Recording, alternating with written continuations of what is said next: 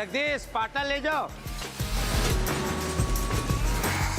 ठीक है, तो फाइटर पंप बनासवन में है, वहां से लेके जाओ।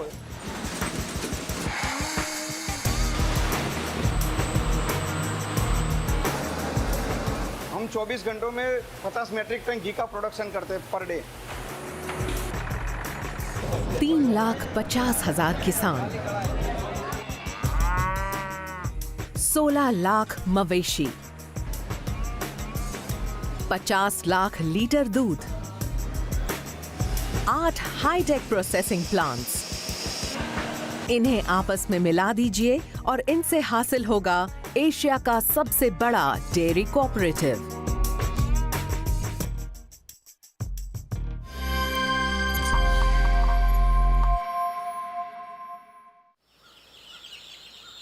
सुबह के 5 बजे हैं और यहाँ सिर्फ पक्षी ही नहीं चहचहा रहे हैं। पश्चिम भारत में मौजूद गुजरात के बनासकांठा जिले के विलेजेस में भी चहल पहल शुरू हो गई है। यहाँ की महिलाएं अपने मवेशियों को चराने ले जा रही हैं। अपनी 35 गायों का दूध दुहने में अमी बेन और उनकी बहन को कम से कम 3 घंटे लगेंगे। तभी वो करीब 250 लीटर्स फ्रेश वार्म मिल्क इकट्ठा कर पाएंगी। इस दूध को कैन्स में भरा जाएगा और फिर इसे लोकल कलेक्शन सेंटर ले जाया जाएगा।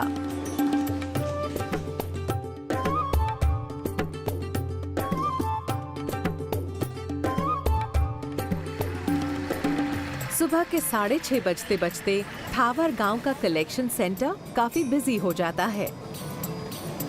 अगले कुछ घंटों के दौरान आसपास के गांवों के 1000 से ज्यादा लोग यहां दूध जमा करने के लिए इकट्ठे हो जाएंगे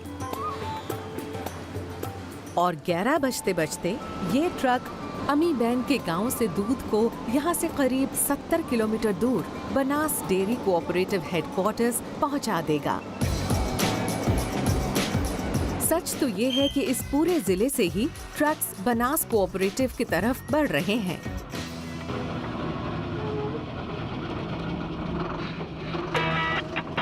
दूध का कारोबार एक बड़ा कारोबार है, बशर्ते इसे बनास के ढंग से किया जाए। बनास डेयरी कोऑपरेटिव रोजाना 50 लाख लीटर दूध इकट्ठा करता है और इसका सालाना टर्नओवर 75 अरब 52 करोड़ रुपए से ज्यादा का है, यानी हर साल $1.15 बिलियन से भी ज्यादा। ये कोई मामूली कोऑपरेटिव नहीं है, ये तो एक मेगा डेयरी है। ये है एक अल्टीमेट मिल्क फैक्ट्री। हम एशिया की सबसे बड़ी कोऑपरेटिव डेयरी हैं और 25% टर्नओवर बनास डेयरी के प्रोडक्ट्स और दूध से आता है GCMMF का। इस साल जहां हमारा दूध रोजाना करीब 50 लाख लीटर रहा है, वहीं आने वाले 5 साल में हमारा लक्ष्य है कि हम 50 लाख लीटर से 75 लाख लीटर पर पहुंच जाएं।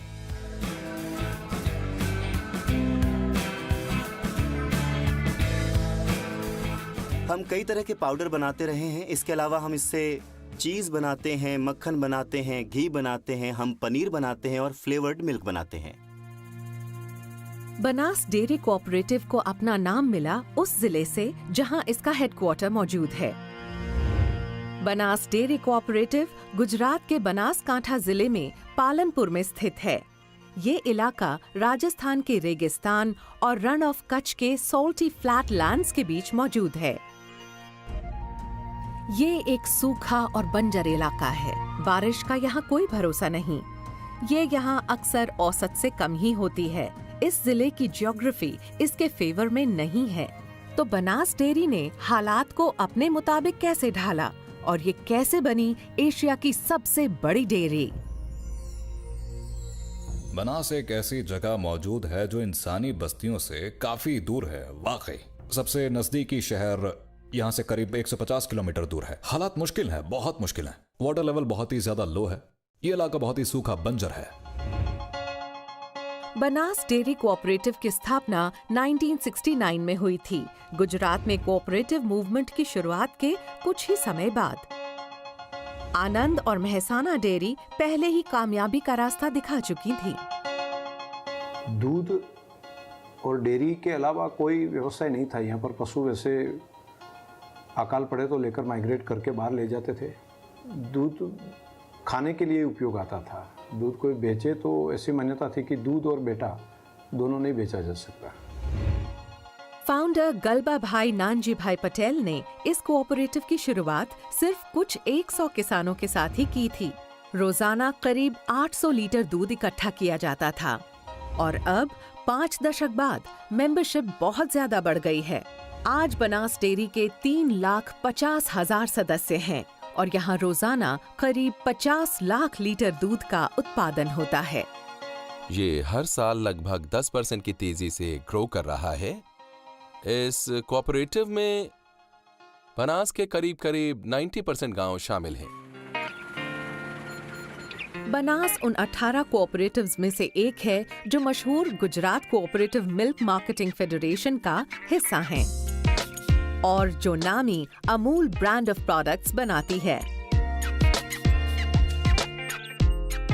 बनास कोऑपरेटिव कोई साधारण मेंबर नहीं है। ये अमूल के कुल प्रोड्यूस का 1/4 यानी 25% हिस्सा कंट्रीब्यूट करता है। 10 साल पहले तक इसका नंबर 4था था और आज बनास है नंबर 1 और दूसरे नंबर की फेडरेशन का शेयर हमसे आधे से भी कम है। तो वो Gujarat milk marketing federation business में करीब 25% ही कंट्रीब्यूट कर रहे हैं। तो जहां तक अमूल का सवाल है, बनास का कंट्रीब्यूशन जबरदस्त है।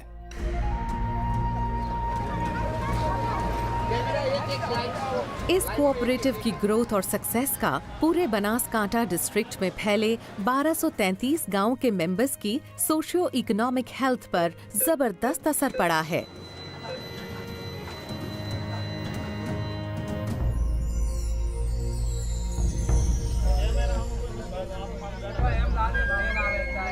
आइए आपको मिलवाएं गणेशपुरा लखानी गांव के पटेल परिवार से। 30 सदस्यों वाले इस परिवार की किस्मत बनास डेयरी कोऑपरेटिव की ग्रोथ के साथ सीधे तौर पर जुड़ी है। इनके दादा दरगाह भाई रावत भाई पटेल अर्ली 70s में इस कोऑपरेटिव के एक मेंबर बने थे। दरगाह भाई रावत भाई के बेटे लाला भाई पटेल लोकल मिल्क सेंटर के सेक्रेटरी हैं और उनके भतीजे बेला भाई यहाँ एक कंप्यूटर ऑपरेटर हैं। इनकी गायों का 250 लीटर से भी ज्यादा दूध रोजाना कोऑपरेटिव भेजा जाता है, जिससे इनके परिवार के बच्चों की शिक्षा का खर्च निकालने में मदद मिलती है। मेरे दादाजी ने डेयरी के माध्यम से ही पढ़ाई की थी और उसी तरह से मेरे पापा को भी पढ़ाया था और बाद में हम भी उसी सहाय से ही अभी तक पढ़ रहे हैं। लाला भाई पटेल की फैमिली बनास कोऑपरेटिव पर डिपेंड करती है और ये कोई अनोखी बात नहीं है। बनासकांठा में इंडस्ट्रियल ग्रोथ बहुत ही कम हुई है। ये बुनियादी तौर पर एक एग्रीकल्चरल डिस्ट्रिक्ट है। इस जिले में करीब 31 लाख लोग रहते हैं और इनमें से करीब 17,50,000 अपनी नियमित आमदनी के लिए बनास कोऑपरेटिव पर ही निर्भर करते हैं। साथ मिलकर चलने से कैसा फायदा होता है, इनका सबसे बड़ा ये सक्सेस स्टोरी है। एक डेजर्ट जैसे प्रदेश में, रण प्रदेश में, जहाँ पर हर बार अकाल रहता था, वाटर की क्राइसिस रहती थी, ऐसे क्षेत्र में एक दूध की गंगा मान लो कि पूरी नदी बह रही है। किसी कामयाब मिल्क कोऑपरेटिव को चलाना बहुत ही टेक्निकल काम होता है। दूध की शेल्फ लाइफ बहुत छोटी होती है और गर्मियों में यहाँ टेम्परेचर 44 डिग्री सेल्सियस तक पहुँच जाता है। अगर दूध को स्टोर करने में कोई गलती हो जाए तो वो खट्टा हो सकता है। लेकिन बनास डेयरी कोऑपरेटिव ने एक सिस्टम बनाया है ताकि इस विशाल जिले से इकट्ठा किया गया 50 लाख लीटर दूध प्रोसेसिंग के लिए इस डेयरी तक सुरक्षित ढंग से पहुंच सके।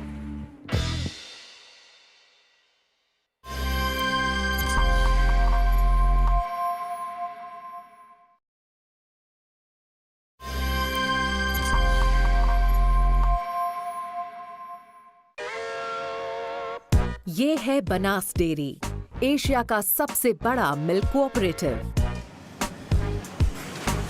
यहाँ रोजाना गायों का 50 लाख लीटर दूध आना,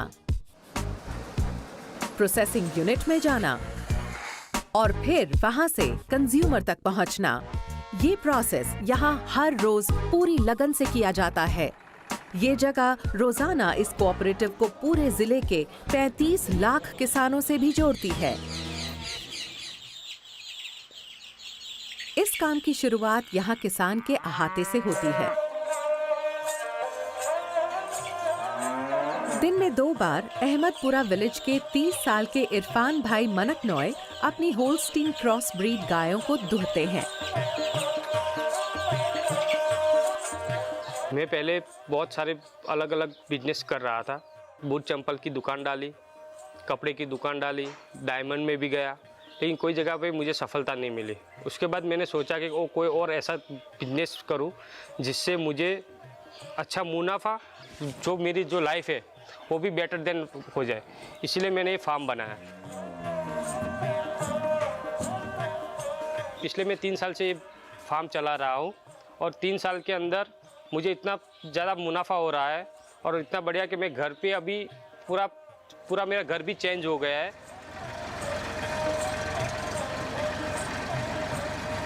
मार्केट के अंदर ये दूध बेचने जाना नहीं पड़ता, क्योंकि हमारी संस्था जो बनास डेयरी है वो ये दूध पूरा कलेक्ट कर लेती है, खरीद लेती है। कि हमारे को सिर्फ यहाँ पे मैनेजमेंट सिर्फ करना है और यहाँ का जो जितना भी हम यहाँ से दूध निकाल सकते हैं उतना निकाले, बनास डेयरी पूरा कलेक्ट कर सकती है।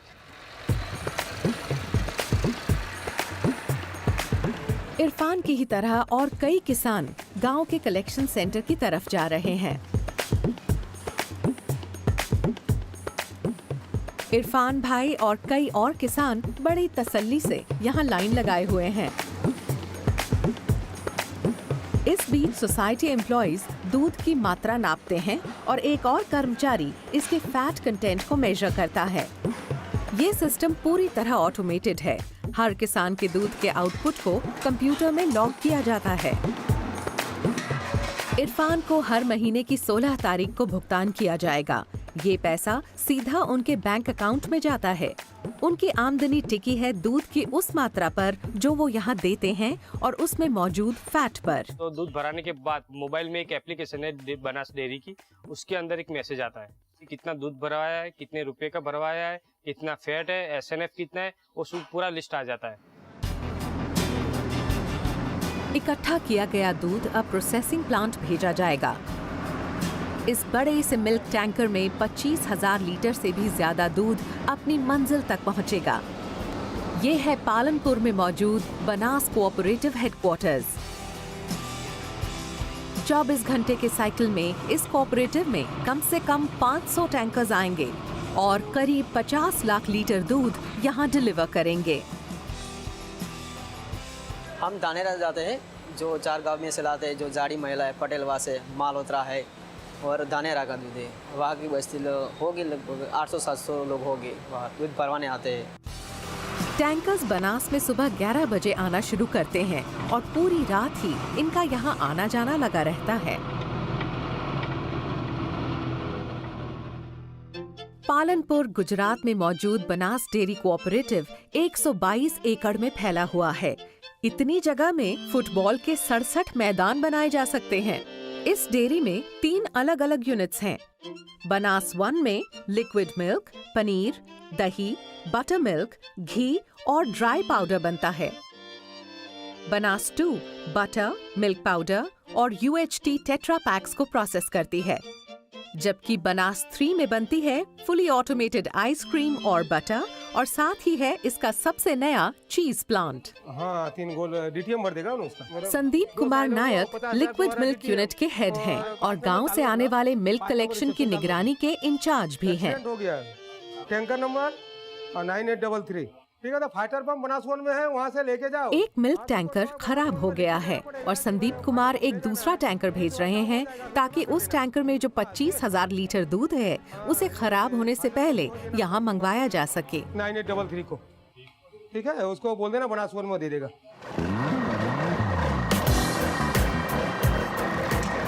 ऐसे हर टैंकर की दूध को इन विशाल साइलोस में खींच लिया जाएगा। ऐसे हर साइलो में 1.5 लाख लीटर दूध स्टोर हो सकता है और बनास में ऐसे 26 साइलोज हैं। हमारे यहाँ जो सबसे पहले जो टैंकर आती है उसका जो है क्वालिटी क्लियरेंस होता है, उसके लिए अलग डिपार्टमेंट है। क्वालिटी क्लियरेंस होने के बाद हमको एसएपी में वो हमको देते हैं। एसएपी में हम देखते हैं कि भाई हाँ क्वालिटी ओके है, उसके बाद हम उसको खाली करना चालू करते हैं। खाली करने के बाद उसका वो पास्चराइज करते हैं। पास्चराइज करने के बाद हम उसको स्टैंडर्डाइज करते हैं। कच्चे दूध को पीने लायक बनाने के लिए इसे पहले प्रोसेस करना पड़ता है, इसीलिए यहाँ आने वाले सारे दूध को सबसे पहले पैस्चराइज किया जाता है।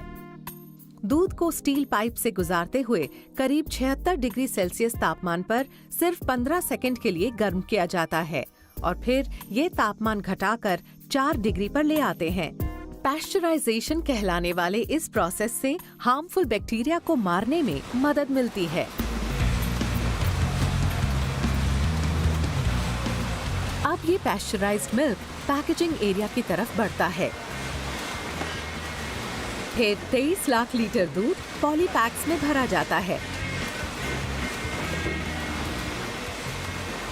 ये मशीन हर मिनट 150 पाउच बनाती है, यानी हर सेकंड में 2.5 पाउच।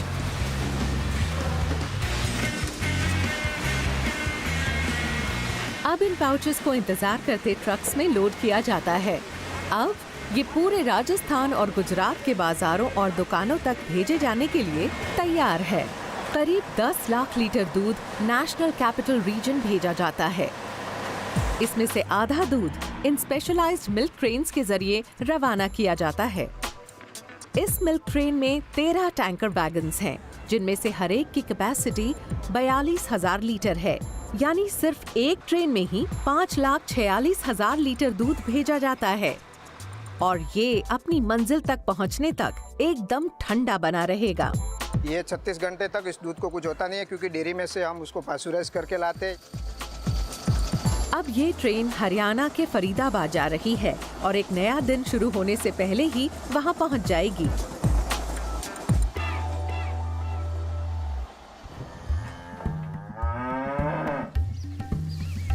दूध बनास कोऑपरेटिव की जान है और इस कोऑपरेटिव ने इस जिले के मवेशियों की सेहत ठीक ठाक रखने पर इन्वेस्ट किया है ताकि प्रोडक्टिविटी में सुधार आ सके। इस जिले में मवेशियों की सिर्फ 3 वैरायटी हैं। ये है इंडिजिनस कांकरेज गाय, जो एक हार्डी ब्रीड है। ये है लोकल महसानी भैंस, जो रोजाना 6.2 लीटर दूध देती है। और ये है HF क्रॉस। ये इंपोर्टेड होल्स्टीन फ्रेजियन और कंकरेज गांव का मिला जुला रूप है, जो रोजाना औसतन 9.2 लीटर दूध देती है। 2009 में बनास कोऑपरेटिव ने एक बोवाइन सीमन प्रोडक्शन यूनिट कायम की ताकि मवेशियों के जेनेटिक कोड को सुधारा और बेहतर बनाया जा सके। जिले में बेहतरीन दूध देने वाली नस्लों को ढूंढने के कोऑपरेटिव के प्रोजेनी टेस्टिंग प्रोग्राम से गायों और भैंसों के बेस्ट मेल स्पेसिमेंस को पहचानने और उन्हें पालने में मदद मिली है। बनास ने एक अग्रेसिव आर्टिफिशियल इंसेमिनेशन प्रोग्राम शुरू किया है ताकि गायों की क्वालिटी सुधार कर दूध का प्रोडक्शन बढ़ाया जा सके। इस जिले में मवेशियों की आबादी 17 लाख है। इसमें से करीब 10 लाख मवेशी ब्रीडेबल हैं, पर हम इसे 100% AI कवरेज तक ले जाने की सोच रहे हैं। रोजाना इस सेंटर में हेल्दी बुल्स के सीमन को इकट्ठा किया जाता है। फिर इस सीमन को लैब में ले जाकर प्रोसेस किया जाता है और इसकी क्वालिटी चेक की जाती है।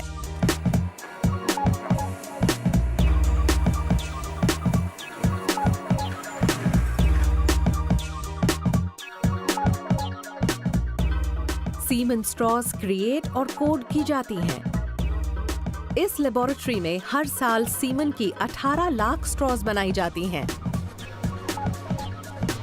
इन सभी स्ट्रॉज को लिक्विड नाइट्रोजन में -198 डिग्री सेल्सियस टेम्परेचर पर स्टोर किया जाता है और फिर डेयरी की वेटरिनरी टीम के साथ पूरे जिले में भेज दिया जाता है ताकि गायों को इंसेमिनेट किया जा सके।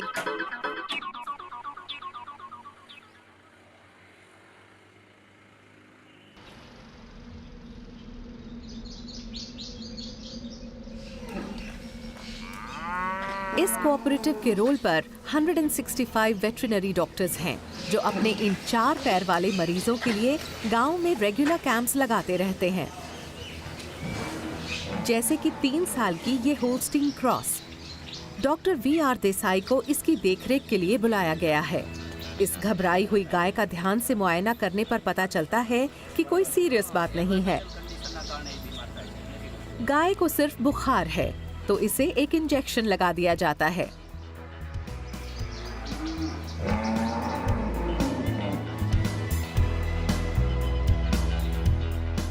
इस कोऑपरेटिव की असली जान है इसके डेयरी किसान, और बनास ने हाल ही में अपने मेंबर्स के लिए एक सुपर स्पेशलिटी हॉस्पिटल की शुरुआत की है। इन्हें यहाँ कोई फीस नहीं देनी पड़ती। बनास डेयरी कोऑपरेटिव के रोल पर 2500 कर्मचारी हैं जो 3 शिफ्ट्स में काम करते हुए ये इंश्योर करते हैं कि फैक्ट्री 24 घंटे और साल में 365 दिन खुली रहे। और इनका काम यहाँ सिर्फ सही बटन दबाकर फैक्ट्री को चालू रखना ही नहीं है, बल्कि अपने 3,50,000 मेंबर्स का ध्यान रखना भी है। यानी वो छोटे और बड़े किसान जिनके बल पर ये कीमती चीज हासिल होती है, वो सफेद सोना जो इस फैक्ट्री को चलाए रखता है।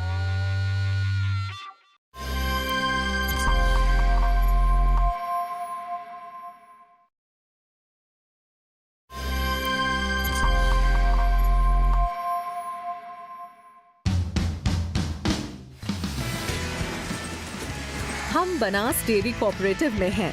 यहाँ रोजाना करीब 50 लाख लीटर दूध आता है। इसमें से 50% को पैस्चराइज और पैक करके दूध के रूप में बेचा जाता है और बाकी से आइसक्रीम, चीज और घी जैसे प्रोडक्ट्स बनाए जाते हैं।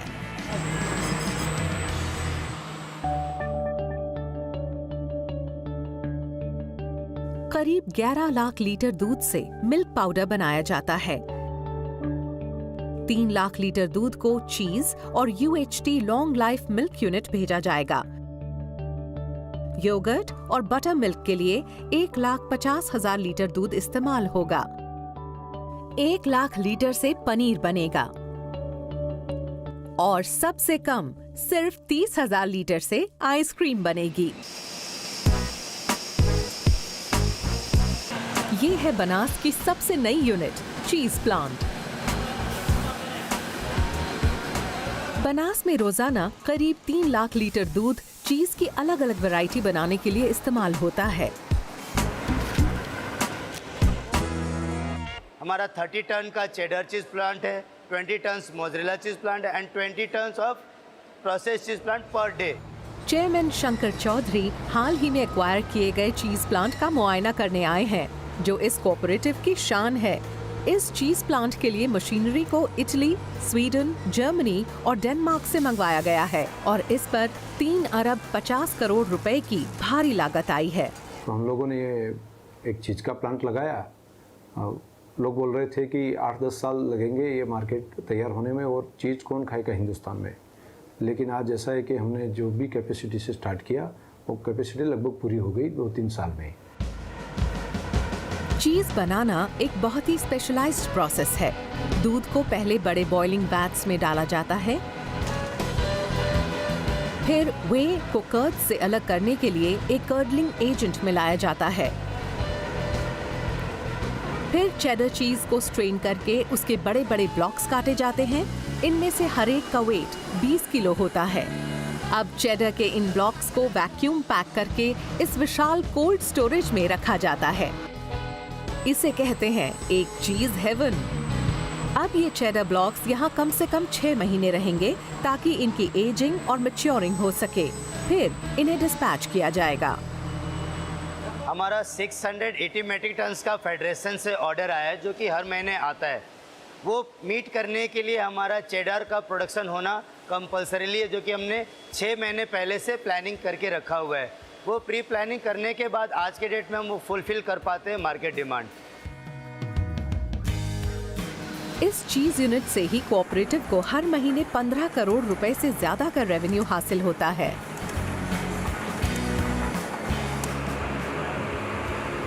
2016 में बनास डेयरी कोऑपरेटिव की सालाना सेल्स टर्नओवर 75 अरब 50 करोड़ रुपए थी, यानी हर दिन 20 करोड़ 50 लाख रुपए। बनास डेयरी एक कोऑपरेटिव है। इसका मतलब है कि इसके सदस्य इसके मालिक हैं और वही इसे चलाते हैं, जैसे कि अमी बेन, इरफान भाई, दरगाह भाई पटेल और पूरे जिले में फैले अन्य 3,50,000 डेयरी किसान। कोऑपरेटिव जो मॉड्यूल है वो भारत की जीन्स में गुटा हुआ ये मॉड्यूल है, तो एक स्वभाव कोऑपरेटिव है हमारा देश का। तो यही सिस्टम से जो हम आगे बढ़ेंगे तो हर किसी का फायदा होगा। डेयरी को चलाने का सिस्टम अनोखा है। इस पिरामिड में सबसे नीचे मौजूद हैं 3,50,000 मिल्क प्रोड्यूसर्स। हर डेयरी फार्मर अपनी local village dairy cooperative society का एक सदस्य होता है। 1281 गांवों की सोसाइटीज 16 सदस्यों को चुनती हैं, जिनसे बनता है बनास डेयरी बोर्ड।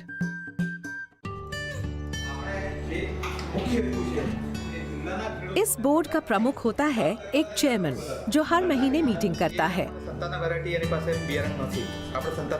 यहाँ ये लोग कोऑपरेटिव बिजनेस का जायजा लेते हैं। इसमें एक्सपेंशन प्लान्स, नई मशीनरी खरीदने और अपने सभी सदस्यों को बोनस देने जैसे मुद्दों पर चर्चा होती है। बनास डेयरी कोऑपरेटिव का बुनियादी मकसद है अपने सदस्यों को फायदा पहुंचाना, उन्हें क्वालिटी सर्विसेज मुहैया कराना और आर्थिक फायदों को आपस में बांटना। खर्च होने वाले हर 1 रुपए में से 86 पैसे इसके सदस्यों को जाते हैं और कोऑपरेटिव अपने बिजनेस को ठीक से चलाने के लिए सिर्फ 14 पैसे ही अपने पास रखता है। ये काम क्योंकि बहुत बड़े स्केल पर होता है, रोजाना 50 लाख लीटर दूध को पैक करके अलग अलग शक्लों में बेचा जाता है, इसीलिए इन पैसों के जुड़ने से एक बहुत बड़ी रकम बन जाती है। बनास कोऑपरेटिव ने पिछले साल अपने सदस्यों को करीब 58 अरब रुपए दिए और डेयरी को चलाने और नए प्रोजेक्ट्स में इन्वेस्ट करने के लिए अपने पास सिर्फ 9 अरब रुपए ही रखे। लेकिन सारा मुनाफा कम्युनिटी को कैश में नहीं दिया जाता है। अपने सदस्यों की मदद के लिए ये कोऑपरेटिव कई तरह के सोशल इनिशिएटिव्स चलाता रहता है। ध्यान रखो कि दाण एक आपो અને એને પૂરતું આપો, પ્લાનિંગ બગડી ગયું આપો। हमारे पास जो डेयरी एनिमल जिले के अंदर है उनका न्यूट्रिशन रिक्वायरमेंट भी हमको देखना पड़ता है, तो उनके लिए बैलेंस न्यूट्रिशन जो है वो प्रोवाइड करने की भी जिम्मेवारी हमारी है।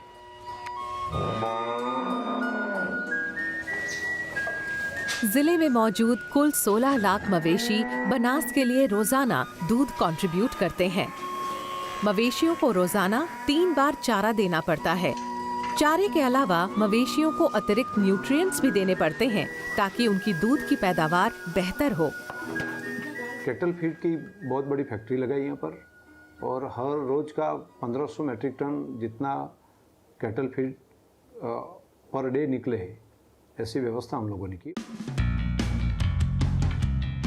2013 में बनास कोऑपरेटिव ने इस semi automated cattle feed plant को कायम करने के लिए करीब 1 अरब 38 करोड़ रुपए इन्वेस्ट किए थे। ये प्लांट 20 एकड़ से भी ज्यादा इलाके में फैला है और इस 5 मंजिला इमारत में 24 घंटे काम होता रहता है। यहाँ प्रोटीन, फैट और मिनरल्स को एक खास अनुपात में मिलाकर उसे मोलासेस का फ्लेवर दिया जाता है और उसके बाद इनसे ये हाईली न्यूट्रिशियस पेलेट्स बनाए जाते हैं। इस फैक्ट्री को डेनमार्क से इंपोर्ट किया गया है। ये रोजाना 70 किलो वजन वाले 14,500 बैग्स बनाती है। जानवरों के चारे की मांग बहुत ज्यादा है।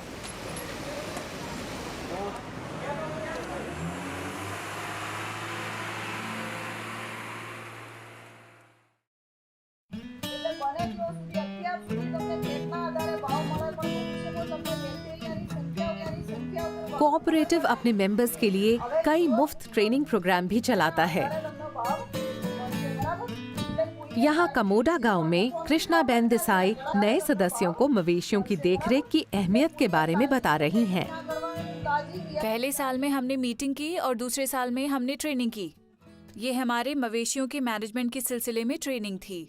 हमारा ये दीवा प्रोग्राम जो है, इसमें मैनेजमेंट से जुड़े सभी पहलू पे नजर डाली और ये 3 साल का प्रोग्राम है और हमारे इस प्रोग्राम में छोटे बड़े सभी लोग मौजूद थे। इस तरह के ट्रेनिंग प्रोग्राम से डेयरी किसानों की बड़ी मदद होती है और वो मवेशियों की देखरेख से जुड़े नए नए तरीकों के बारे में जान पाते हैं।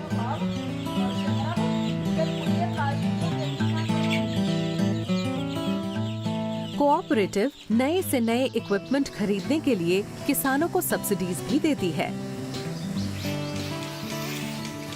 ऐसी मैकेनिकल मिल्किंग मशीन्स की लागत करीब 40,000 रुपए होती है, लेकिन सब्सिडी की वजह से इनका दाम लगभग आधा हो जाता है।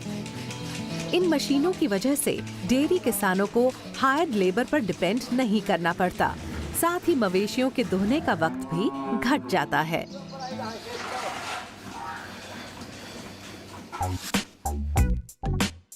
ये डेयरी शॉप फ्लोर में टेक्नोलॉजी को हासिल करने और लागू करने के मामले में भी आगे रही है।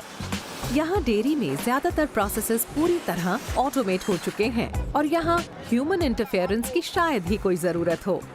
पूरी सप्लाई चेन के अंदर राइट फ्रॉम विलेजेस से लेके मिल्क टैंकर से लेके यहाँ पे जो हमारे डेयरी प्लांट्स है वो भी ऑटोमेटेड है। We have tried our best of the best technological inputs और यही इनपुट्स की वजह से ही मैं बोला उस हिसाब से कंसिस्टेंट प्रोडक्ट हमको मिल रहा है। यहाँ एम्प्लॉइज या तो कंप्यूटर सिस्टम को ऑपरेट करते दिखते हैं या प्रोडक्शन लाइन के पैकेजिंग वाले हिस्से में नजर आते हैं। बाकी सारा काम इन ट्यूब्स, पाइप्स और टैंक्स के अंदर होता रहता है।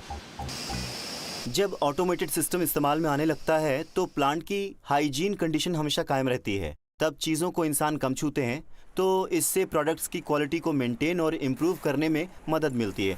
दूसरा फ़ायदा ये है कि इससे एफिशिएंसी बनी रहती है और चीज़ों को बनाने का खर्च घट जाता है। तो ऑटोमेशन और नई टेक्नोलॉजीज़ की मदद से बनास ने ग्रो किया है और आगे भी करेगा।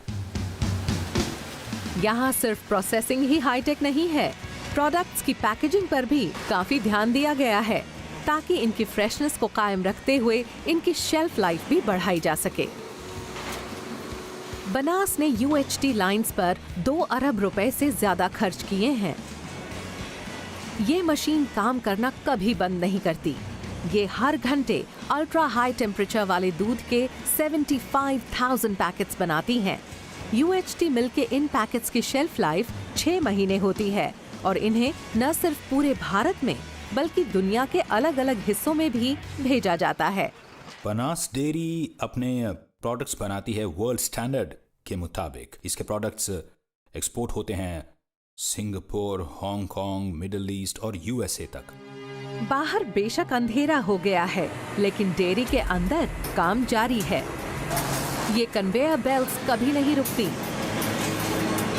पूरी रात चीज को काटा जाता है, मक्खन के टुकड़ों को रैप किया जाता है, दूध का पाउडर बनकर पैक होता है और आइसक्रीम्स बनती रहती हैं ताकि ऐसा क्वालिटी हाइजीनिक प्रोडक्ट तैयार हो जिस पर बनास कोऑपरेटिव को गर्व हो।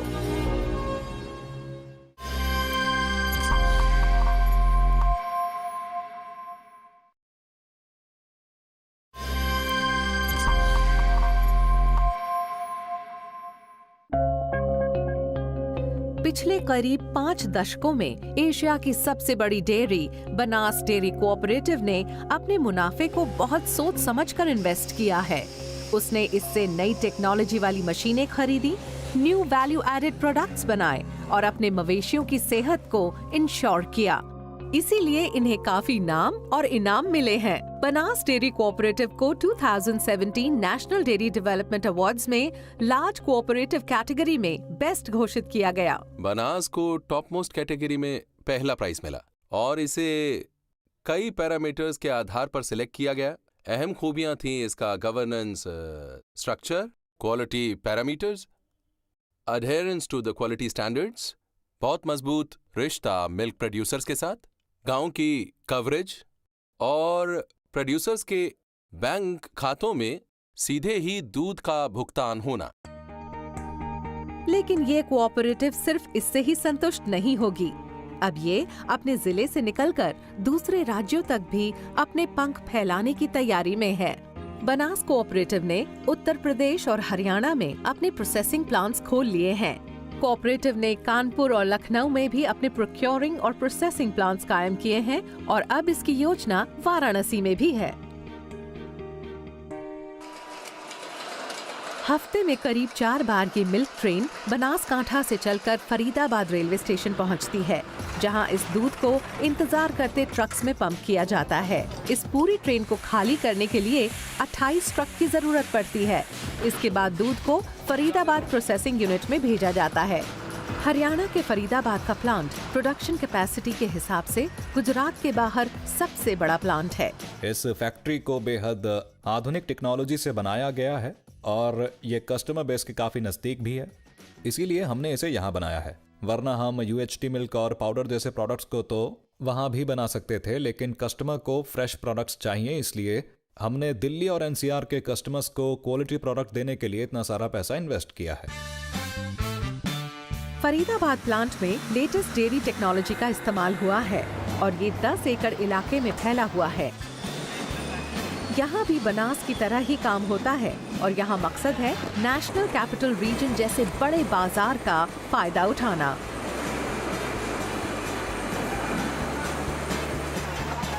$50 लाख लीटर दूध पर डे का प्रोडक्ट हम लोग करते हैं और वैल्यू एडिशन भी कर रहे हैं, लेकिन हमारा अगला लक्ष्य है 75 लाख। तो सिर्फ हिंदुस्तान ही नहीं, हिंदुस्तान के अगल बगल के और देशों में भी हम वहाँ पर दूध सप्लाई कर पाएंगे और वहाँ पर कोई दूध की कमी ना रहे।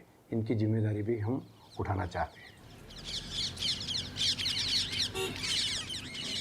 चेयरमैन की डायनामिक लीडरशिप में भविष्य को लेकर कोऑपरेटिव और बनासकांठा के लोगों की बड़ी ऊंची महत्वाकांक्षाएं हैं। चेयरमैन डेयरी किसानों से मिलने और उनकी परेशानियां जानने के लिए गांव में जाते रहते हैं।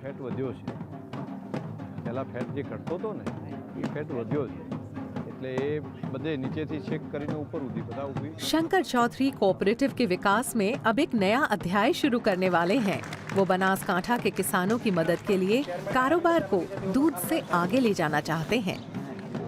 सिर्फ दूध तक सीमित न रहते हुए हम लोगों ने मस्टर्ड और जो ग्राउंडनट है, मूंगफली और राई, दोनों में भी हम लोग वैल्यू एडिशन एक 500 मीट्रिक टन का प्लांट हम लोग ने अभी स्टार्ट कर दिया है।